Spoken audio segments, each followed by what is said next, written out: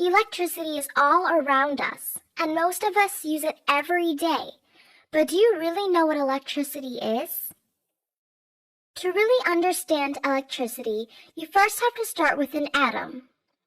Everything in the universe is made up of atoms. Let's look at this ant. We think of ants as being pretty small, but atoms are smaller. Much, much smaller. Atoms are so small, in fact, that one ant is made up of too many atoms to count, more than 1 billion. If you take an object and keep breaking it down to smaller units, eventually you'll be left with only atoms, which we can call the building blocks of everything.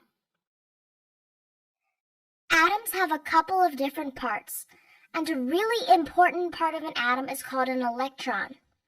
Not all atoms have the same number of electrons. The number of electrons in an atom can change because electrons can move between atoms. Electricity is the movement, or flow of electrons from one atom to another. This flow of electrons is called current, electric current. Electrons can move in all materials, but they can move through some materials better than others.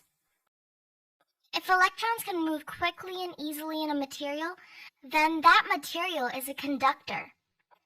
A conductor is anything that allows electric current to flow from one point to another. The opposite of a conductor is an insulator.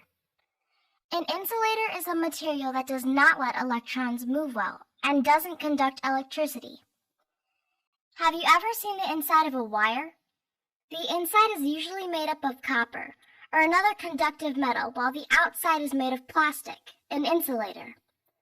The copper wire helps the electrons flow, while the plastic insulator helps keep the electricity from being wasted and prevents us from being shocked. To use electric current to power things, you have to create a complete pathway for the electric current to follow. This is called an electric circuit. An electric circuit is like a racetrack of conductive materials that let the electrons flow in a specific way. For example, let's try to light a light bulb. First, you need a power source, like a battery. Next, you need to connect wires to the battery, and finally, the light bulb. Presto! Just like that, the circuit has been completed and the light bulb lights up.